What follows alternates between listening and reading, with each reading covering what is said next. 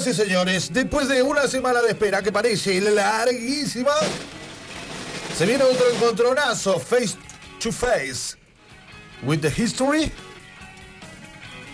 de la mano de nada más ni nada menos que el emperador de la historia, don Julio César Ferro. Caen los aplausos. ¿Cómo les va? ¿Cómo están?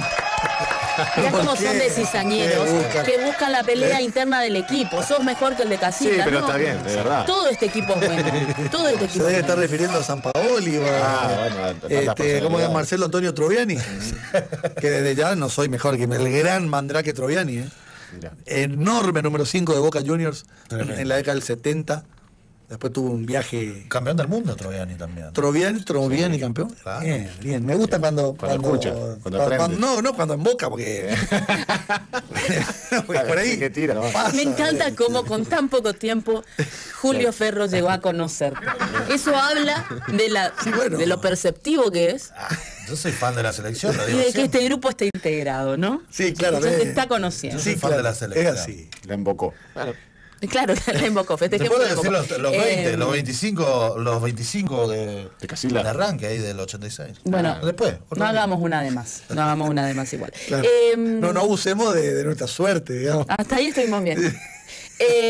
Bueno, estuvimos hablando mucho de historia argentina en el bloque de la semana pasada y hoy me parece que seguimos hablando de historia argentina. Sí, porque la patria tiene dos grandes padres, ¿eh?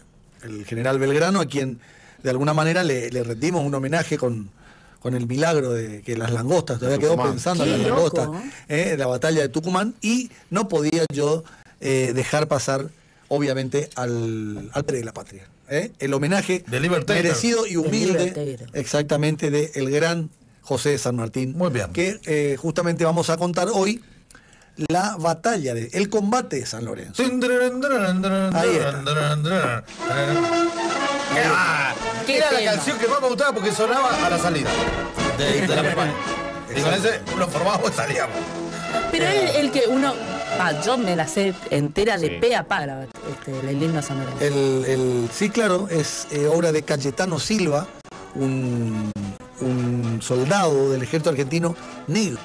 Por esa razón, durante mucho tiempo, lamentablemente, Cayetano no tuvo el reconocimiento La autoridad. que tenía Marcha San que Lorenzo, tener. perdón. O Sí, sea, la que marcha de en San toda- Lorenzo, claro. En todo lo que es música, San Martín para luchar. durante San mis Lorenzo. años de coro, lo que más aprendí era la diferencia entre himno y marcha. Sí, debo decir. está en una marcha en realidad. Hoy está reivindicado Cayetano, ¿eh? Hoy, Por suerte. con un grado honorífico, está enterrado en un lugar donde antes había una distinción entre blancos y negros. Hoy ya no existe eso. Es una marcha que, fíjense ustedes, en el cambio del Palacio de Buckingham, cuando se hacía el cambio, digamos, tocaban con autorización del gobierno argentino los propios ingleses. Después, obviamente, después de la guerra de Malvinas, se le dejó de dar autorización a los ingleses para que, digamos, utilicen esta marcha. Y cuando Adolfo Hitler entra a Francia, a París, en 1940, cuando invade Francia en la Segunda Guerra Mundial, la Wehrmacht, el ejército alemán, marcha al son de la marcha de San Lorenzo. No me ¿Me estás digas. cargando? Claro. ¿Sí? Búsquelo por ahí. No, No te creo. Se va a encontrar con una sorpresa. La marcha de San Lorenzo es una de las marchas militares más hermosas y más reconocidas en la historia. Mirá. Pero aparte engloba un montón de cosas, ¿viste? Porque habla por un lado de lo que fue este mismo combate y después a lo último Cabral, no sé, capaz para los correntinos Ahí era esta muy parte, importante esa parte, Sí, ¿no? claro, sí, para nosotros la presencia de Cabral allí, que ahora vamos a contar un poco cómo fue, trasciende, bueno. claramente, trasciende porque termina salvando la vida de quien luego sería el adalid, el líder máximo de la Revolución Americana. Bueno, arranquemos por cuándo fue. ¿Cuándo fue? Bueno, vamos a... Claro, Está emocionado el hombre, Porque justo ahí tocó la parte de Cabral, que era la parte que relajaba. que es espectacular, es espectacular. Y a todos le Bueno. hacemos alusión, porque ahí veo que los chicos ponen feo asoma y muchas veces decimos feo asoma tal cosa. Sí, O sea, Los zapatos de mi generalmente abuela nosotros son de cuando goma. te estábamos en el boliche y, feo, Feo. somos. Había que, Tremendo, había tremendo. que volver. Pero generalmente es... Uno recuerda por la marca. Exactamente. Corría el año 1812. sí, El coronel José de San Martín, con ese rango militar... coronel. Coronel, exactamente. Vuelve de España. Recordemos que él con su familia se había ido a los 4 años. En el año 1782 Sí. abandona América. Bien. Se instalan en España y él prácticamente su vida y su carrera la lleva adelante, su carrera militar, en España, por supuesto. ¿Qué batallas pelea para España ahí? Él Y pelea en en 1808, él pelea en Ceuta y en Melilla, justamente. Ceuta y Melilla son dos enclaves españoles dentro del territorio africano, del continente africano. Es raro, es llamativo. Dentro del Estado de Marruecos hay 2 ciudades españolas en el norte del África, que son justamente los enclaves donde el generalísimo Franco comenzó la revolución en 1936, luego cruzó del África a España y allí, bueno, se generó la Guerra Civil Española. Mira. San Martín pelea contra los moros allí y luego pelea en 1808 en la batalla de Bailén contra Le Grand Armée, contra el ejército de Napoleón. El gran ejército francés, que ya había... Le Grand Armée. ¿Eh? ¿Cómo? Le Grand Armée. Le Grand no, Armée. no, Le Grand no, Armée. no, No, ¿está bien? precisamente tal. Hasta mejor. ¿Sí? Sí, claramente. Es políglota. Es polígono. Es políglota. Sí. Bueno, combate ahí a las órdenes del general Castaño y también del general Goyeneche, con el cual luego, las vueltas de la vida, lo terminaría enfrentando, digamos, cuando Goyeneche viene para estas tierras a combatir la Revolución Americana. Mira. San Martín regresa en 1812, se pone a disposición del gobierno porteño, pero por el gran acento español que tenía un acento andaluz muy cerrado. Mira. Los porteños, el triunvirato, cree que era un espía español. Ni siquiera españolísimo, era andaluz. Andaluz. Totalmente, exacto. Él, cerrado, él había vivido ahí, había vivido en Murcia, había vivido en Cádiz. Bueno, obviamente a los militares, viste, que los van rotando por todo el territorio. Los porteños creen que se trata de un espía español. Este viene a sacarnos información que no soy espía. porque viene directamente y se mete en el corazón de la sociedad porteña. Viene con Carlos María de Alvear, con Bernardo de Monteagudo y otros amigos que él había hecho en la península, pero que realmente compartían las ideas libertarias que él tenía. ¿Mito o realidad? Quiero preguntar esto porque lo había escuchado por ahí, pero él comparte el barco con Bolívar ya, ¿o no? Pregunta, no, creo ¿mito que o no, realidad? no. Ellos ya vinieron en barco juntos. No, creo que uno no. se fue para No. allá y otro se quedó acá. Creo que no. Debe ser No, un Bolívar, mito. primero Bolívar es más grande que él, de edad, digamos. Claro. Y en segundo lugar, la estadía de Bolívar se produce un par de décadas antes, Bien. en España. Bien. Era obligación de todo militar americano, en un momento dado Ir a de su España, vida, para ir allá. a España. España, ir a educarse a Ir a España. educarse a España, exactamente, a los colegios o universidades españolas, sembrar relaciones sociales y luego regresar a América. Los dos tuvieron en ese sentido una carrera coincidente, Fede. Tanto Simón Bolívar como San Martín. Pero bueno, San Martín, al ser más chico que Bolívar, eso viene después, digamos. Bolívar ya había hecho su viaje español, se había casado con una española, inclusive se había enamorado de una española, vinieron y la diferencia está en que Bolívar era de una familia rica, de hacendados ricos que tenían tierras acá. San Martín no. Cuando se fueron los padres, él quedó totalmente sin parientes acá en la Argentina. Bueno, se presenta ante el triunvirato y el triunvirato le da la misión de que construya, de que cree, de que forme un cuerpo de élite, un cuerpo militar de élite. Obviamente él le tira la jineta y peleé contra los moros, peleé contra Napoleón. contra los moros! Empezó a decirle todo claro, sí. Pero además muy jovencito. No sé si se acostumbraba en esa época, pero por lo que leí, ¿Cuánto es creo que famoso? 15 años. Cuando él empezó fue a pelear, África. sí. Claro. Sí, a los dos entró ya a No sé si se estilaba, Ahí, pero- en esa época ya, a esa altura, ya estaba. te metían Acá- en el ejército. La expectativa de vida también era ¿Acá menor. con cuánto vino? Por eso, por la Él viene con expectativa. 34. No, era muy viejo. Él viene La con, expectativa de vida de 50. viene con 34 años. Él viene Mirá. acá en 1812. Nace en O 1770. sea que estoy a tiempo yo todavía de hacer algo. Tengo 35, Silvino a los 34 y armó todo ese revuelo. Subo Sí, ese- Bueno, no. Pero tiene no sé. acento andaluz. Y bueno, pero puedo aprender. Claro. Pero aparte, Puede aprender, él ya ¿por qué tenía no? toda una formación. Era militar de España. Bueno, la cuestión es que le dicen, señor, forme un cuerpo de élite. Entonces él se encarga de conformar el cuerpo de granaderos a caballo, que obviamente todos conocemos. Hoy representa prácticamente simbólico, desde el aspecto simbólico, porque es un cuerpo que ha entrado en combate, pero en la época de las guerras de la independencia. Claro, ya no. El granadero era medio pelo también igual, no era un tipo todo formado. Era un tipo que formó San Martín, ¿o no? Y claro, lo que pasa es que la formación militar que nosotros teníamos, ya muchos ya se habían ido y ya habían muerto, ya tenemos 2 años de guerra con los españoles. O sea que San Martín tuvo que manotear a los muchachos y conforma un grupo de 120 soldados. 120, bien. Él había visto un regimiento, un pequeño regimiento. Los granaderos eran soldados que él había visto de la Gran Armée, del ejército de Francia. Era un cuerpo de élite que a él le llamó la atención. Nuestra chafa es igual que la del francés. En el combate, sí, exactamente. Sí. En la batalla de Bailén, él cuando observa a la Guardia Imperial, que era el cuerpo especial, digamos, los comandos de Napoleón. Y bueno, de ahí viene justamente el mote de la hinchada, mal llamada Guardia Imperial o de Racing. Pero bueno, está bien, sí, la Guardia Imperial. Sí, exactamente. La Guardia Imperial era la tropa que Napoleón guardaba para el último instante de la batalla.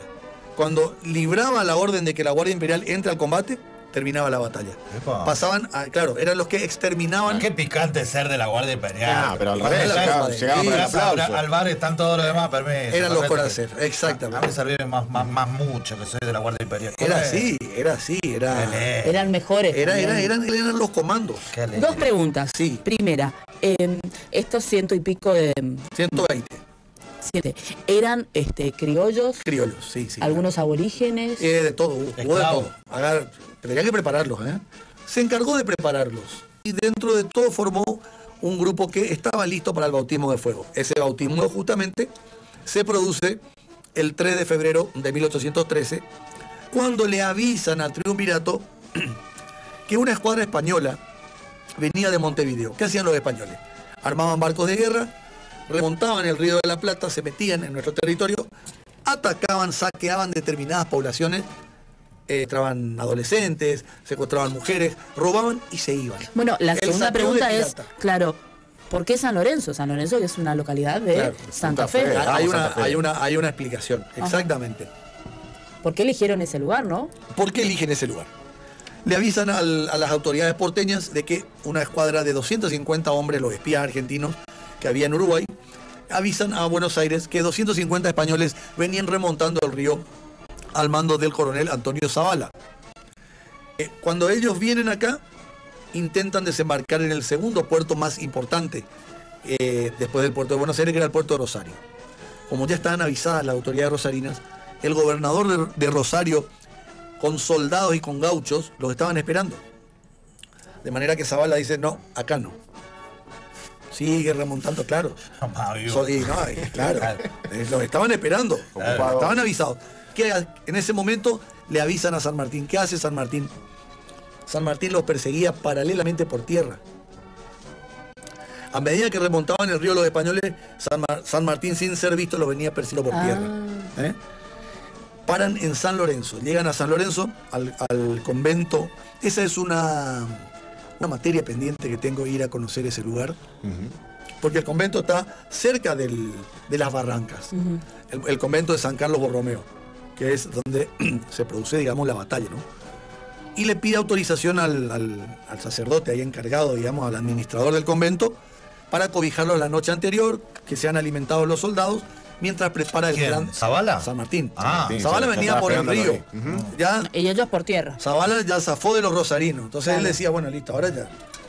No creo que en los pueblos... ahí quedó toda la trova ahí. Exactamente, la trova rosarina. Claro. Baglietto, todo eso. Silvina Garré. No se puede. Sapo Aguilera. Por favor, vamos a concentrarnos en la clase. Me imagino a todos los rosarinos, que dice él, toda la trova ahí. La trova rosarina. Fito, todo así con lanza. Ya había zafado de los rosarinos, entonces Zavala entendía o interpretaba que tenía el camino libre, ¿no? San Martín se prepara y presenta el plan de guerra, el plan de batalla que librarían al día siguiente. Hay algunos historiadores que hablan de batalla de San Lorenzo y otros hablan de combate. Yo me inclino, y hay otros más atrevidos todavía, de tendencia española, que dicen, no, fue una escaramuza de unos españoles que andaban dando vuelta por ahí. Se empujaron, hermano. Para bajar el precio, digamos. Claro. En definitiva, yo interpreto que se trató de un combate, porque las fuerzas en juego no eran fuerzas numerosas. Pero fue tan trascendente, tan importante el resultado, que ya nunca más los españoles intentaron, a partir de exactamente llevar adelante estas expediciones de piratas de desembarcar, atacar, saquear, robar, matar y volverse. De manera que fue muy importante. Y por otra parte, como lo dijimos, ayer creo que lo dijimos, fue la única batalla que San Martín libra en suelo argentino.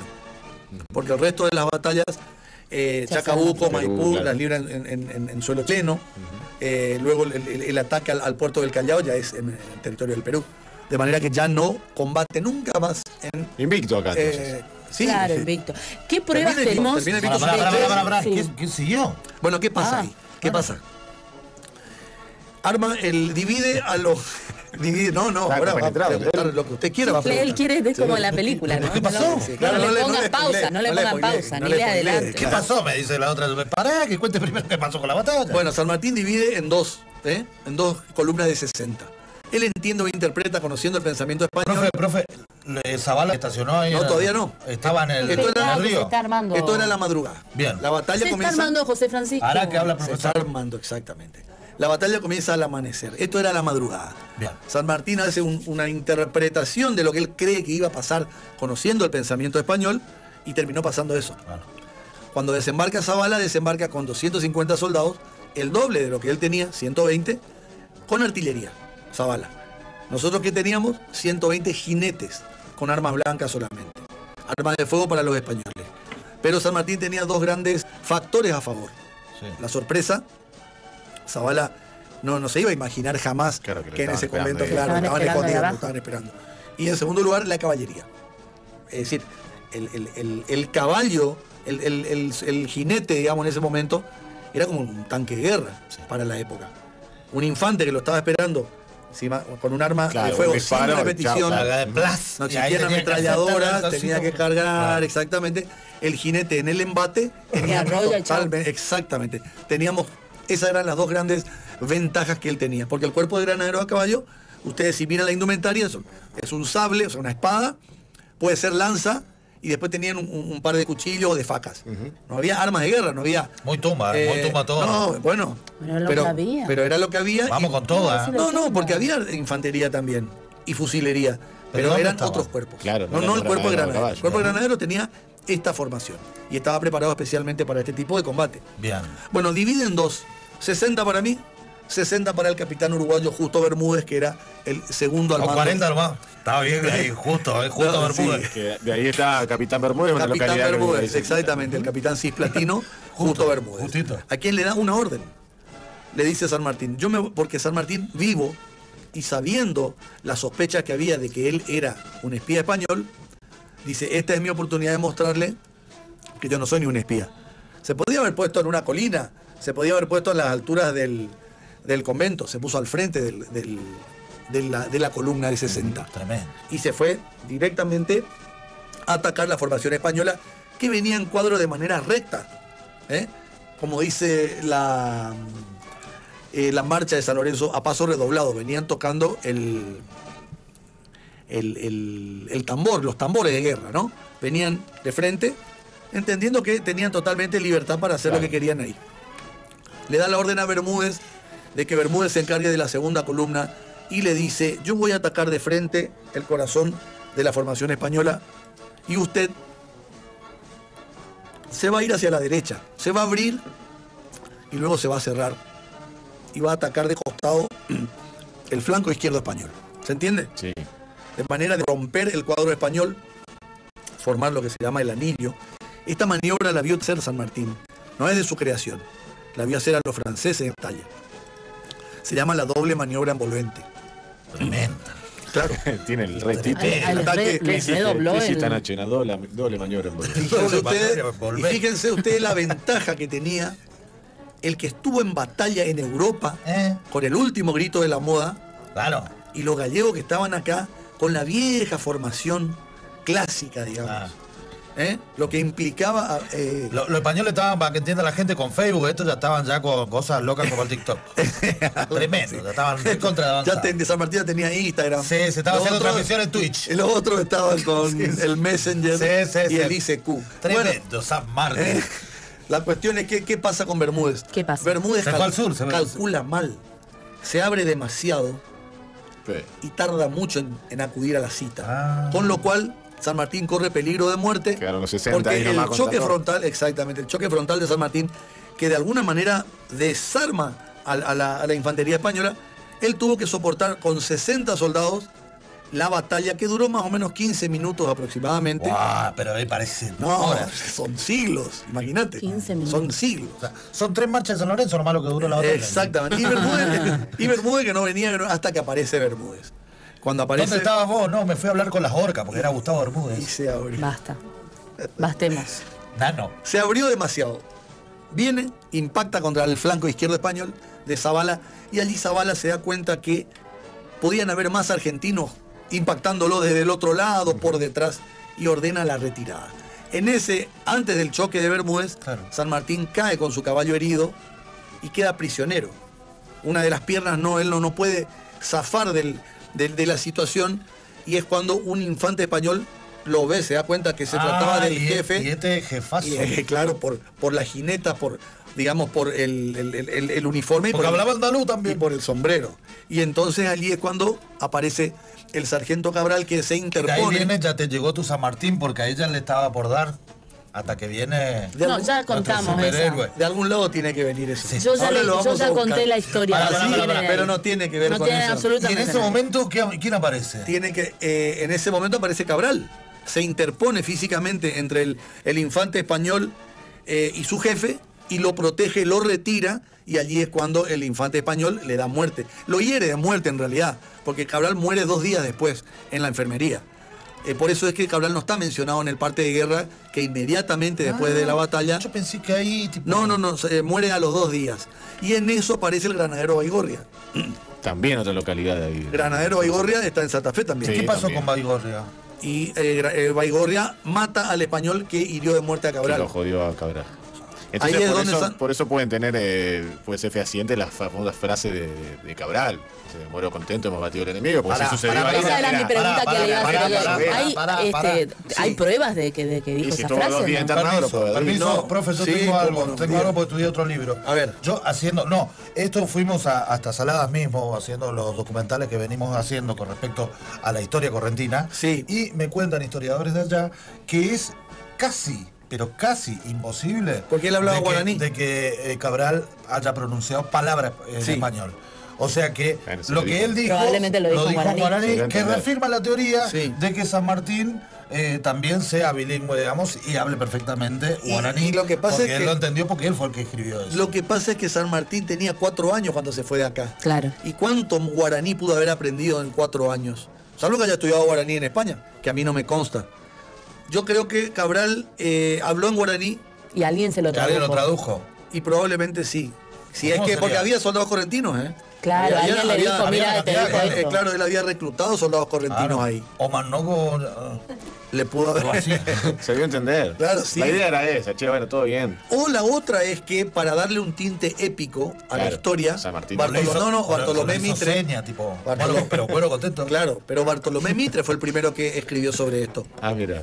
30 años después. Bueno, pará, Bartolomé tuvo mucho tiempo por acá Fue también. un gran historiador, más allá de Claro. haber sido Claro. periodista, político, militar, presidente de la nación, jefe del ejército argentino en la guerra de la Triple Alianza, fue un gran historiador. Y Fue también el primer historiador. esta historia tardó en contarse y tardó también en darle este mote de padre de la patria de Sí, San Martín. sí, se tardó la reivindicación de San Claro. Martín porque no les convenía a los porteños. De hecho, él fallece sin tener, o reclamando en realidad, tener una jubilación. Y las pensiones de guerra, etc. Cosas que, bueno, que le ha sucedido a los grandes Le próceres falta también. a cobrar Belgrano. también todas las gobernaciones que tenía a su cargo, digamos. Él fue siendo fue- gobernador en de su muchos momento fue pueblitos premio. de acá a La jubilación Bolivia. por eso. Sí, claro. Pero claro, se le merecía, no tenía ni 5. Sí, sí.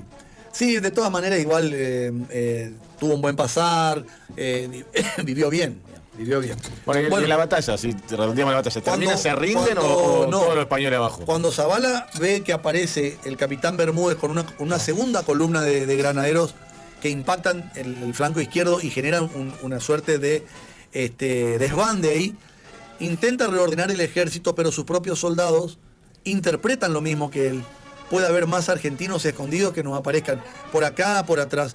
Y ahí comienza el la huida Pará. desordenada de los Rebelde españoles. sería, no argentino. Claro, lo de los Existía la rebeldes, Argentina. claro, los rebeldes. Todavía Claro. no éramos tal, no éramos la República Argentina. Y Faltaba- ahí se termina, con Zavala huyendo Claro, ahí despavorido. ahí retroceden hasta las barrancas y muchos españoles se suicidan porque los barcos Opa. quedaban abajo. No querían caer prisioneros en manos de los jinetes que los venían persiguiendo y se tiran de las barrancas. Prefieren tirarse. Y terminan muriendo muchos soldados españoles. Otros salvan su vida, Zavala salva su vida, sube al barco, rajan y vuelven a Montevideo para nunca más regresar. Fuerte el Muy bien. aplauso. Qué gran batalla. Combate. Increíble el combate de San Lorenzo. Genial la actuación de nuestro compoblano ahí, el sargento. Cabral. Sí, por En ese supuesto. entonces era soldadito. Le hicieron sargento post-monta. Sí, también era otro tema, porque también era negro, entonces no se le podía dar rango militar en esa época. Está comprobado que era negro. Y Claro, eran todos esclavos. hasta inclusive se dice que era una cruza entre negro e indio. Claro. A ver, El sambo creo que se las llama. familias muy aristocráticas de acá, que tenían que mandar sus hijos y su gente a la guerra, digamos, a defenderle el suelo. Mandaban a los criados, mandaban a los criados, a los esclavos. O a los esclavos o a los criados, exactamente. Ya Muy no bien. de alguna manera ya no existían los esclavos, porque en Pero están 1812 corrientes. ya nos habíamos, de alguna manera, habíamos roto. Se había abolido la esclavitud. Exacto, la asamblea del año 13 en realidad es la que genera la abolición formal. Pero ya el triunvirato ya había dado como una carta blanca, digamos, para que toda la libertad de vientres y todo eso. En definitiva, es la gran batalla que libra, o el gran combate que libra San Martín, el único que libra en tierras americanas, en tierras argentinas. Luego, a partir de allí, ya sabemos todos que la campaña militar de él siguió en Chile, siguió en Perú, y luego de esa entrevista, ¿cómo decirlo?, tan misteriosa que tuvo en Guayaquil, en Ecuador, con Simón Bolívar, se retira para siempre de la vida militar, se retira a la vida civil y nunca más regresa a la Argentina. Se dice que en esa reunión dijeron, parece que hicimos cagada, vamos a la mierda. Se fueron. Pero lo vamos a dejar para otro. Incomprobable. Vamos a estudiarlo. ¿Cómo no? Muchas gracias, doctor. Fuerte el aplauso para Julio César Ferro, el emperador de la historia.